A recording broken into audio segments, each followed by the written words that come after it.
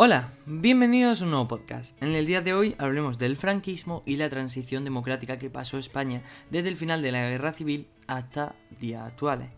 Para ello contamos con la ayuda de nuestro politólogo profesional, Claro.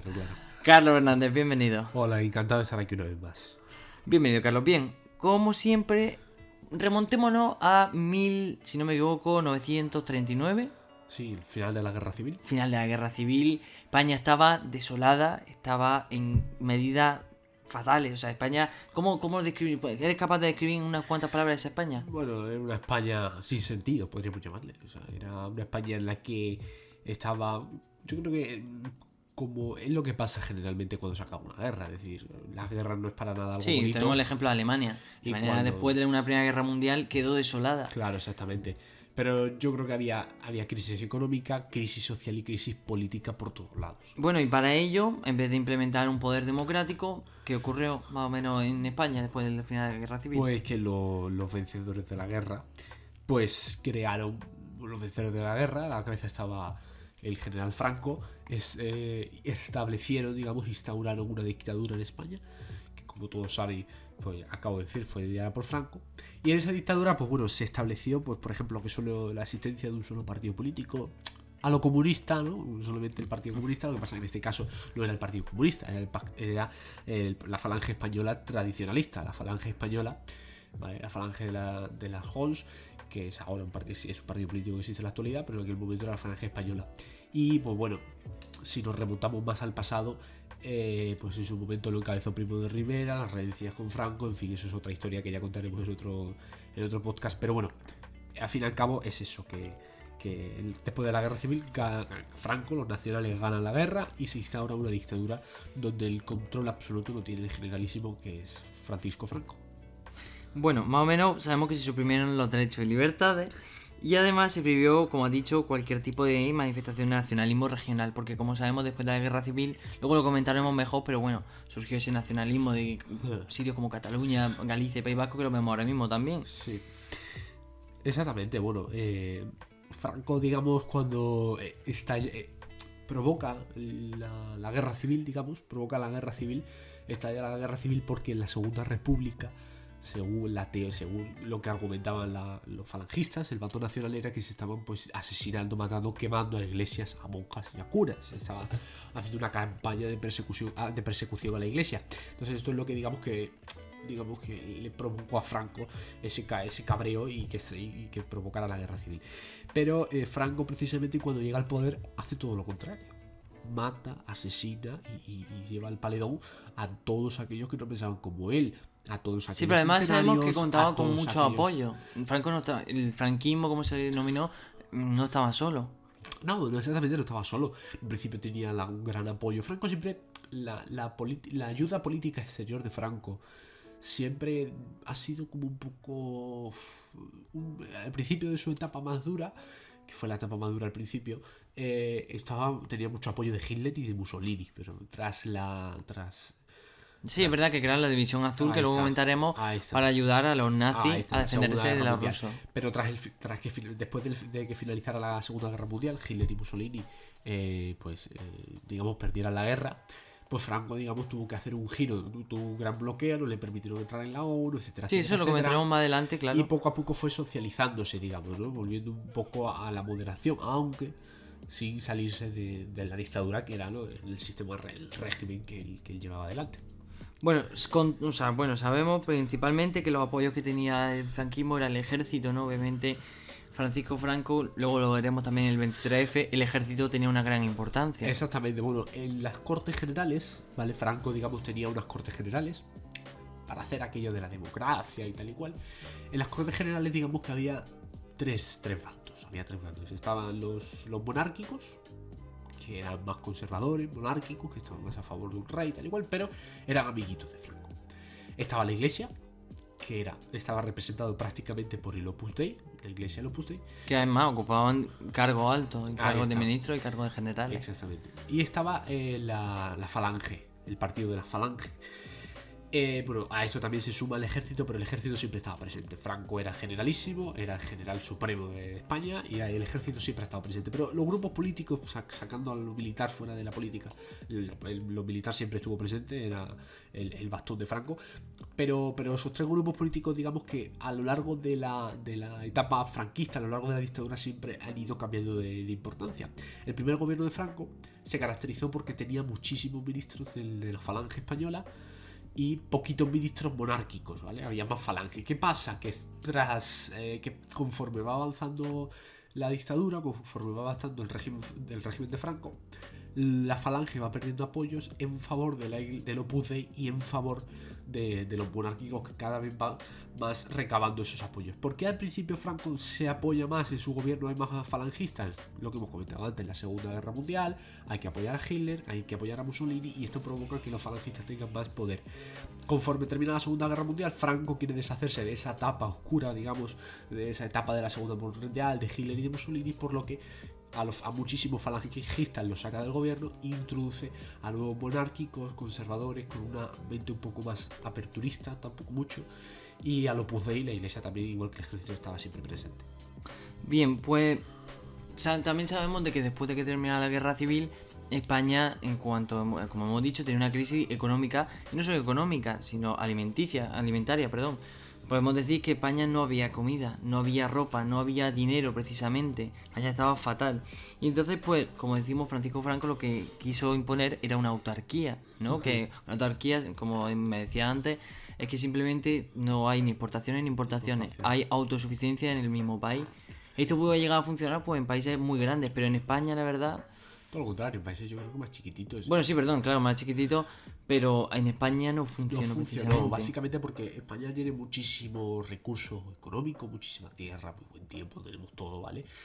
Pero realmente si no hay exportaciones, es decir, si nosotros partimos de cero, partimos de una guerra civil que nos dejó devastados, por mucho que Franco lo intentó implementar una autarquía, pero la autarquía se basaba en el campesinado y los agricultores. Y como bien sabemos, lo que trae riqueza a un país es precisamente el sector secundario, es la industria, es el turismo, por ejemplo. No había turismo, con Franco el turismo estaba casi prohibido, y lo que trae riqueza es eso, el turismo, el transporte, es la industria. Por tanto, la autarquía fracasó. La autarquía era el modelo, digamos, de Franco para salir de esa pobreza, y Franco echaba la culpa a los demás. Por eso instauró la autarquía. Decía que la culpa de que España estuviese mal era de los demás, de los rojos, de los comunistas que se habían ido y de los países que no eran amigos de España, donde arriba España. Entonces, un poco fue eso, la autarquía fracasó.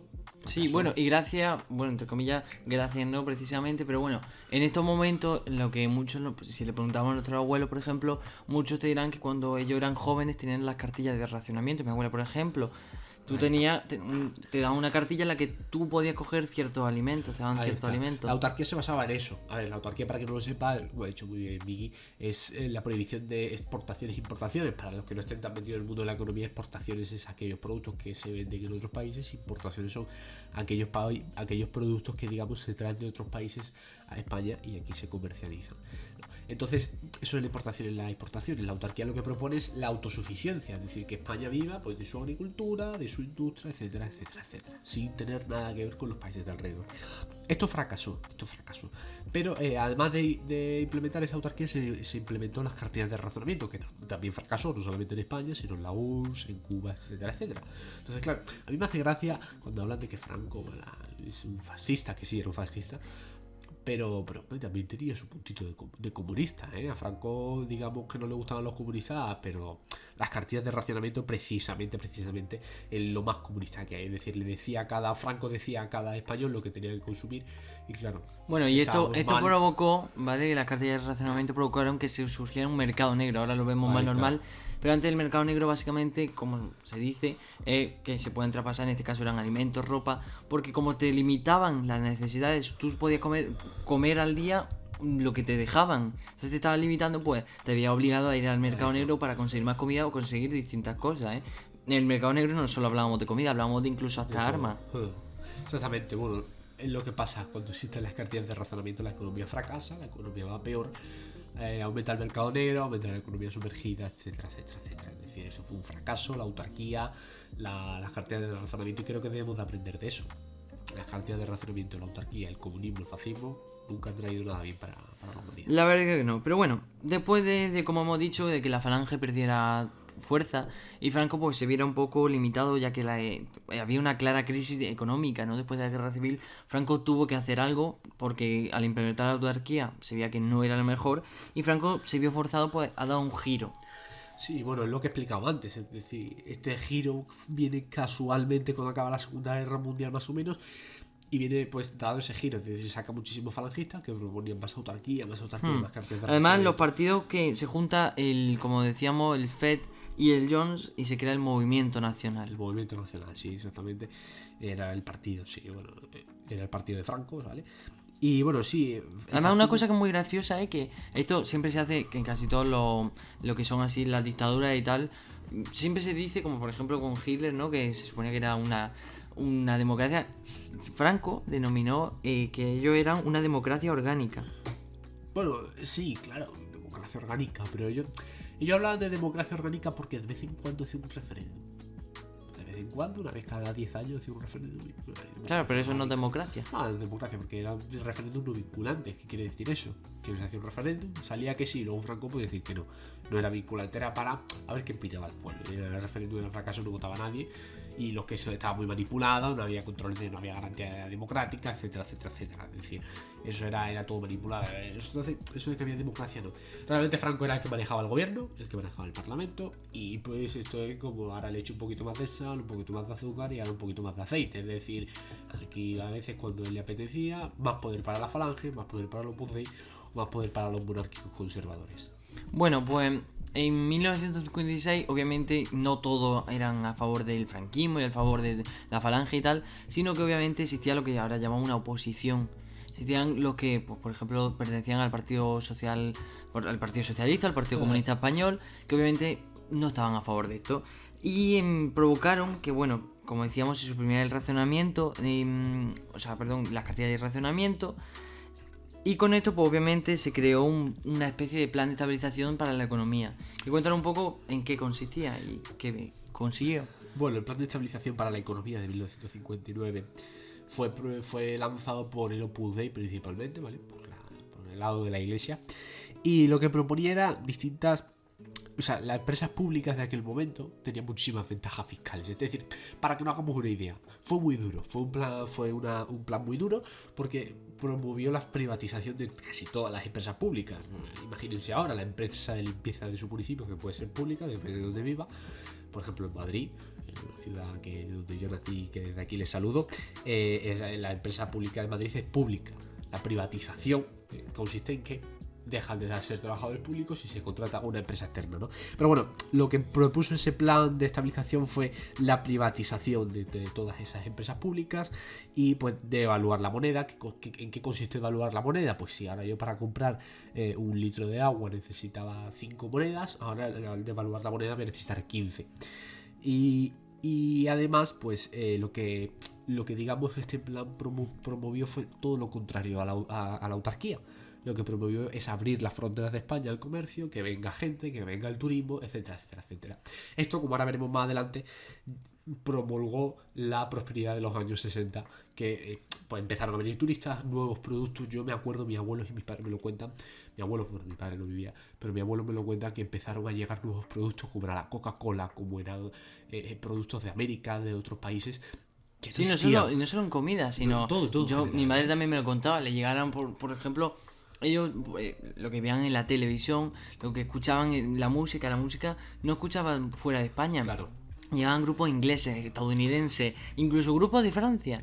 Y es que mi madre, por ejemplo, se quedaba flipando porque nunca había visto esos títulos. Exactamente, por ejemplo, grupos como los Beatles, grupos maravillosos que, en fin, la gente descubrió, y esto a la gente le gustó mucho y es lo que provocó que luego no se volviese. Es decir, la autarquía ha fracasado, vamos a abrir las mentes, y esto un poco fue lo que impulsó ese plan de estabilización que impulsó Franco, y que, como he dicho, viene de la mano de cuando se aumenta la proporción de los de la falange, perdón, de los los conservadores, y el Opus Dei, se disminuye el porcentaje de la falange, y ya era pues la Segunda Guerra Mundial, estaba ya decayendo. Hitler, Mussolini ya no estaban tan bien vistos por el resto de Europa y por Franco tampoco.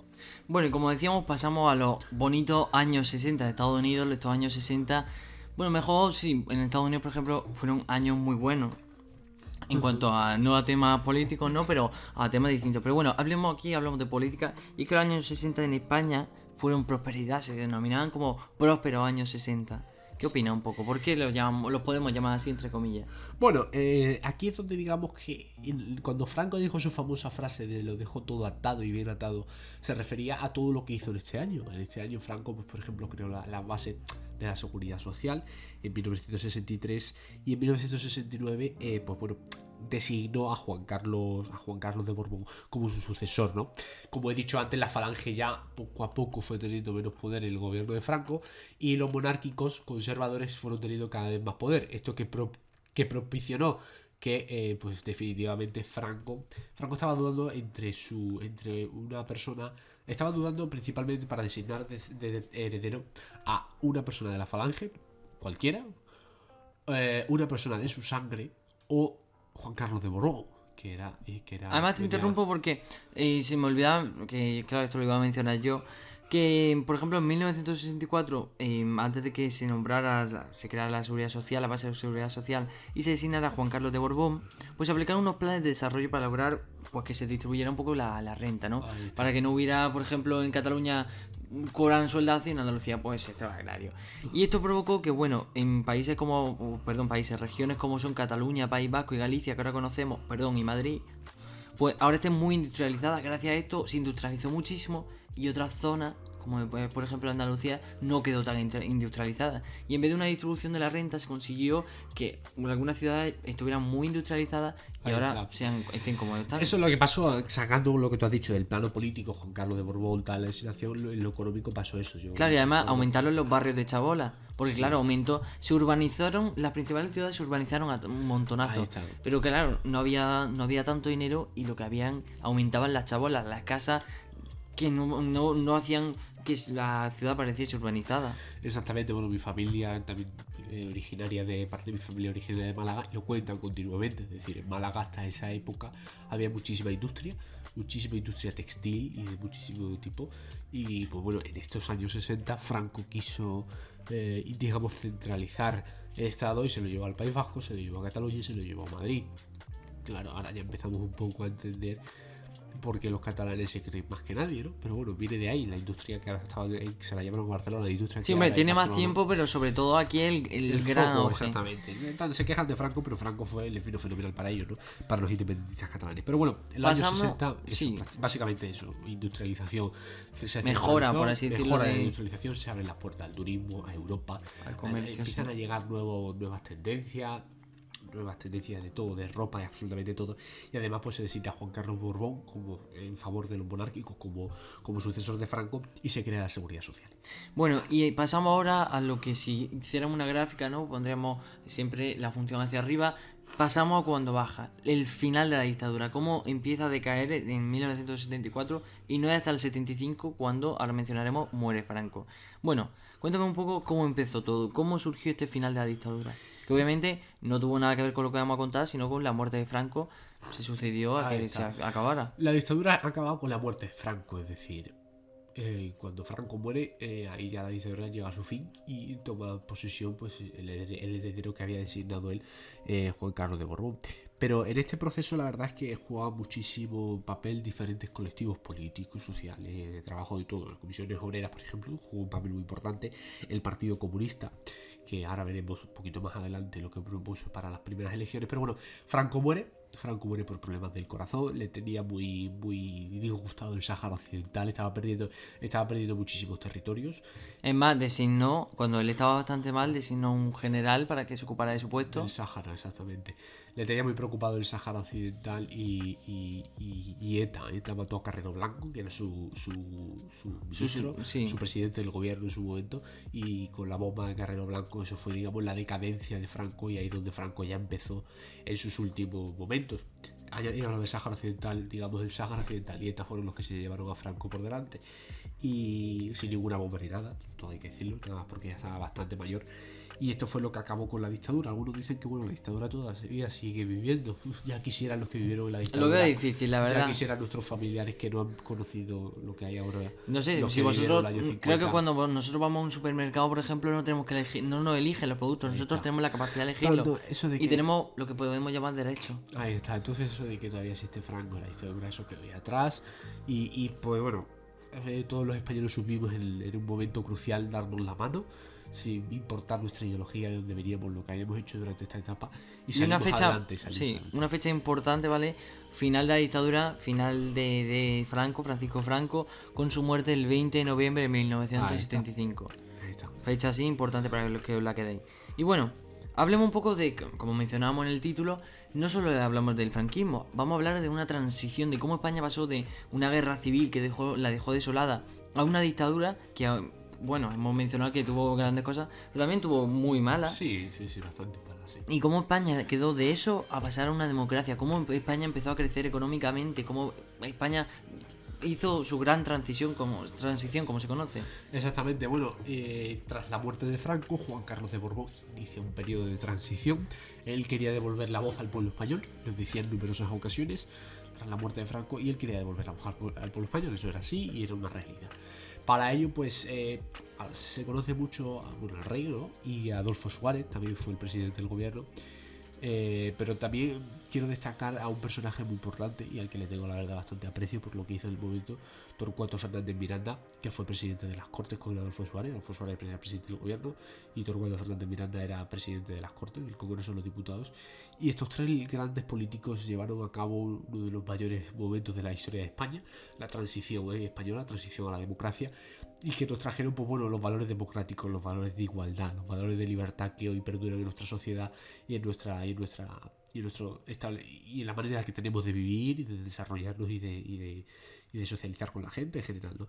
Entonces, bueno, en esta transición lo que se creó es una nueva constitución, que es la constitución que hoy está vigente, las nuevas instituciones políticas, unas elecciones cada 4 años, la elección del presidente del gobierno, todo lo que hay hoy en día es fruto de la transición. Es decir, si no hubiera existido la transición, hoy en día no seríamos lo que somos. Y la verdad, pues bueno, Suárez fue el que encabezó esa transición. La transición culminó con las primeras elecciones generales.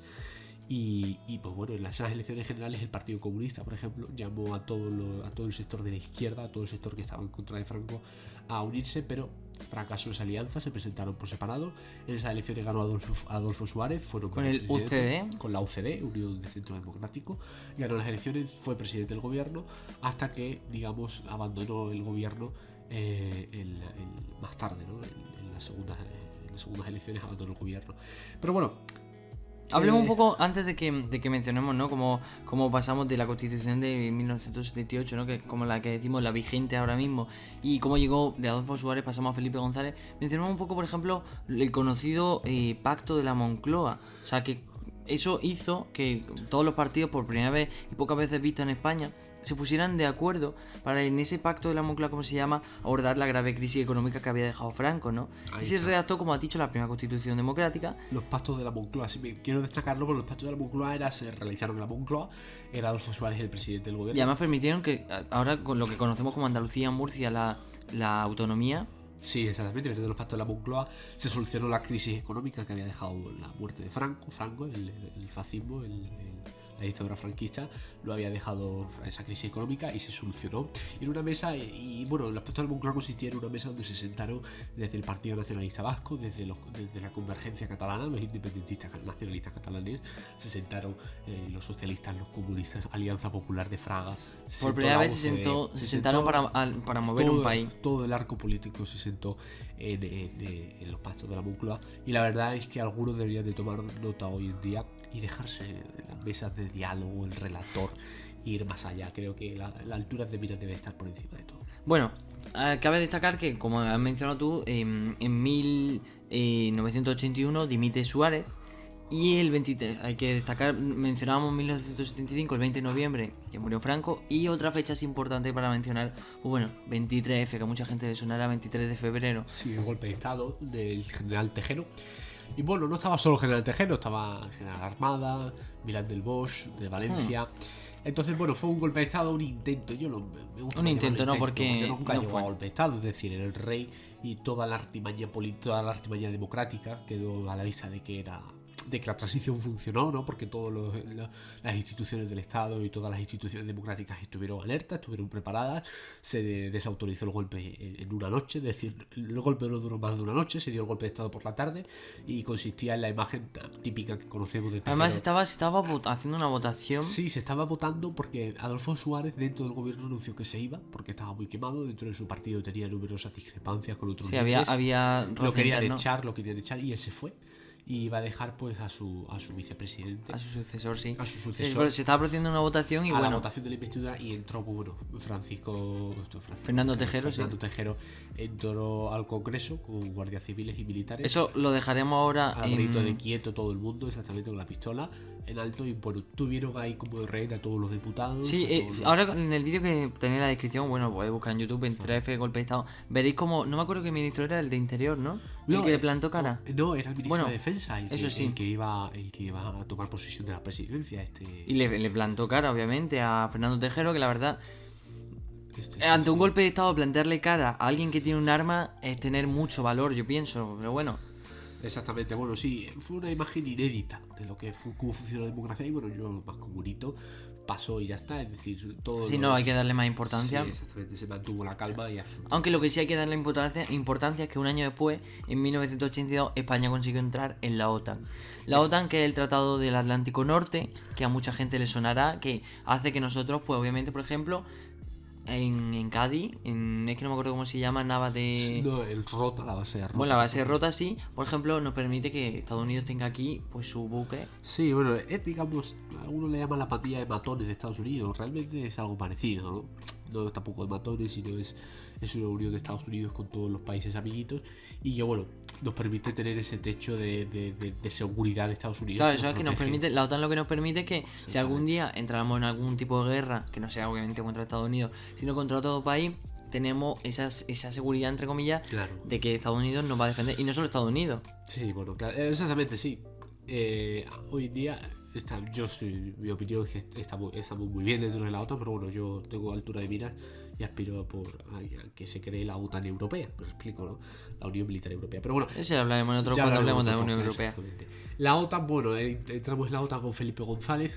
Fue muy criticado, muy polémico con Felipe González, porque en la campaña electoral se hizo Felipe González y el Partido Socialista hicieron una fuerte campaña para no a la OTAN, no a la OTAN, no a la OTAN.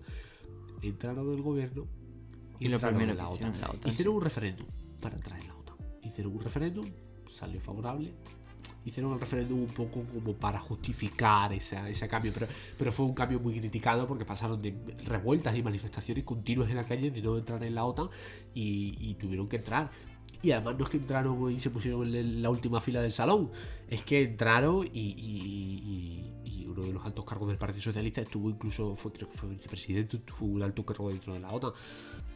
Por tanto, entraron con las manos abiertas y vaya, me parece muy bien lo que hizo Felipe González, pero se demostró una vez más la incongruencia de los socialistas. Bueno, pues hasta aquí la primera parte, ¿vale? Del franquismo y la transición económica. En el siguiente podcast, que se subirá, pues si os está gustando, se subirá continuo. Hablaremos un poco después de que, obviamente, el golpe de Estado del 23F y tal, fallido golpe de Estado, hablaremos un poco de la Constitución del 78, ¿no? La Constitución ahora Ahora hablaremos un poco de lo que conocemos ahora como tanto el Defensor del Pueblo, el Tribunal Constitucional y tal. Hablaremos también del mandato de Felipe González y hablaremos a partir de ahí, pues bueno, de lo que ha sido de Felipe González, cómo han ido avanzando un poco la política hasta la actualidad, lo que viene a ser por ahora mismo un gobierno que tenemos con una coalición entre PSOE y Podemos y bastante partidos nacionalistas. Exactamente, y de los distintos presidentes del gobierno, y ver un poco como lo que en otros momentos nos ha dado estabilidad, ahora mismo esa mezcla, esa mezcla de partidos políticos. No nos permite, pero bueno. Hasta aquí el podcast de hoy, esperamos que os haya gustado. Si es así, no olvidáis compartirlo, darle me gusta y esperamos que nos volváis a escuchar en el siguiente. Muchísimas gracias por escucharnos y nos vemos en el siguiente. Adiós.